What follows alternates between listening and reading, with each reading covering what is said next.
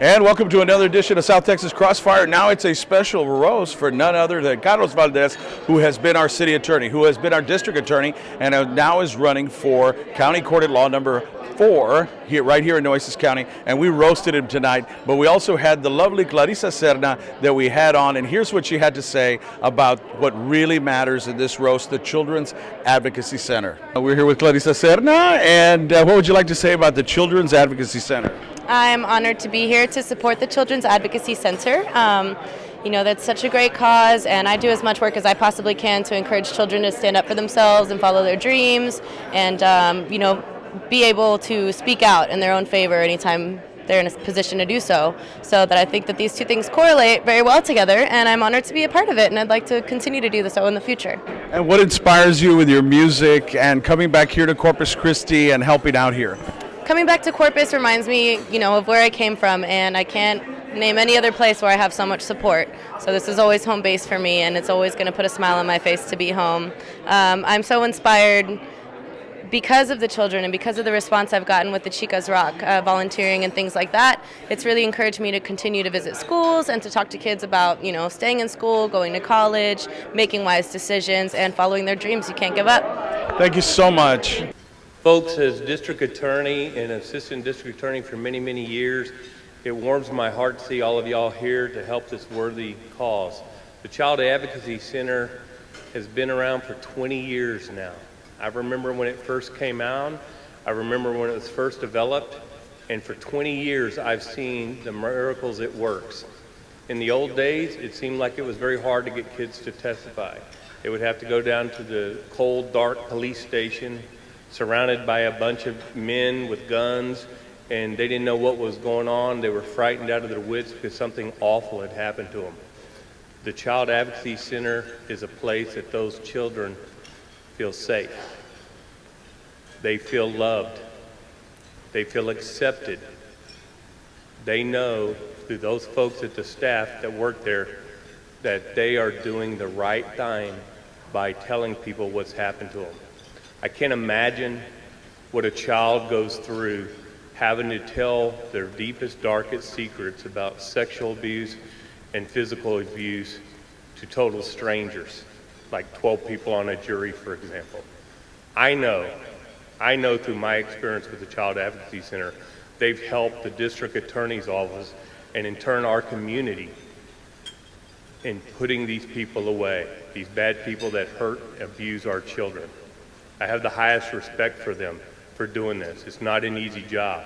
It's not an easy job helping these kids and getting them ready for court and learning these secrets so we can prosecute these people.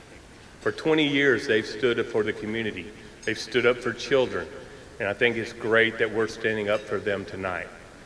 Now, I talk about words, but I put my money where my mouth is.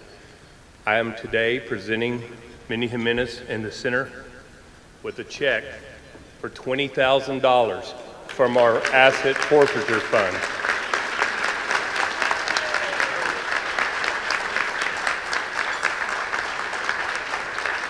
Carlos, I don't really know you. In fact, I've never met you until tonight. But as an aspiring singer, comedian, and actress, I could not pass up an opportunity to bash you, along with our other local city officials, without having to pay the consequences. I wrote down most of my notes anyway, just to make sure things don't get out of hand. The last thing I need is to be banned from my hometown, Corpus Christi. Corpitos, órale.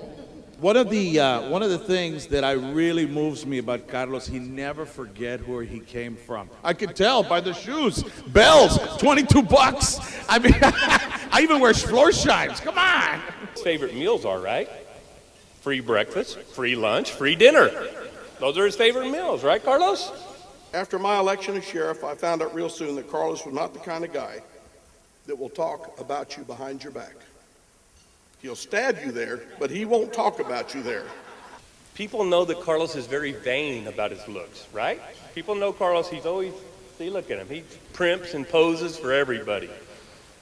And he is dark and handsome. When it's dark, he's handsome.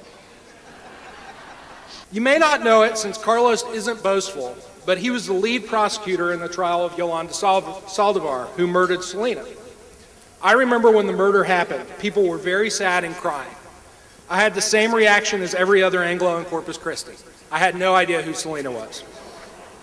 He went a few weeks ago, I think. He went to the doctor because he was having a pain, a real bad sharp pain. And he went to the doctor, and the doctor said, well, where's the pain? He said, right below my stomach, right under my stomach. So the doctor checked him and diagnosed a sprained ankle.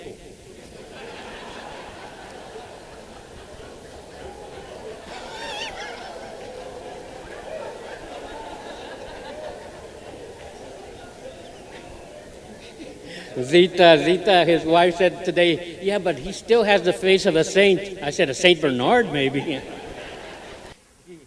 We were walking down the street one day, and I said, oh, look at the dead bird. And David said, where?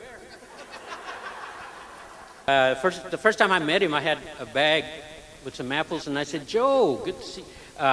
If you can guess how many apples are in this bag, I'll give you both of them. And he said 5?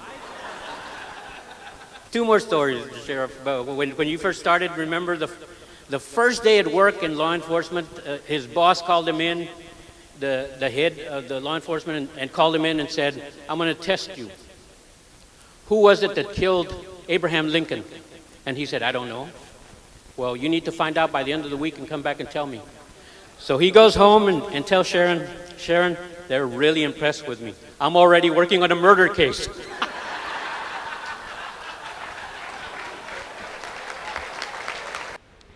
Just a little while ago before we started, I saw him downstairs with Mark Skirka and David Loeb, and they were down in the bar on the 2nd floor, and they were trying to impress the bartender by ordering drinks and seeing who's more sophisticated, who can stump the bartender.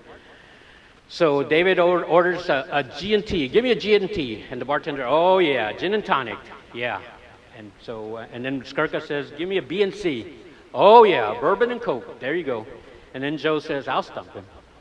Give me a 15. And the bartender says, a 15, what is that, sir? A 7 and 7. Well, Joe, this is very important for the community. It just, gives them an opportunity to go and seek for help, shelter.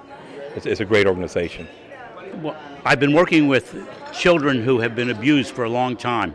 And the important thing to remember is physical abuse is visible, but emotional abuse, which stays with the kids for years, is embedded in their psyche and their soul, stays around. And the Child Advocacy Program is able to get those kids back on the right track. We need to support them. And thank you all so much for coming out and joining us with the Child Advocacy Center. It's a great cause. Get involved, and this roast with a good-spirited, good-natured Carlos Valdez, you got to share it with us tonight. We had a few laughs, and it's what it's all about, helping the children. Thank the judges and the lawyers and the community activists and our good friend, Judge Joe Benavides, as well as Clarissa Serna, who we wish nothing but the best in her career and The Voice, everything that she's been doing so far. And not only that, but she brings it back home, and she helps the children here, and she never forgets where she's from, just like Carlos Valdez. This is Joe Flores signing off. Thank you, and God bless.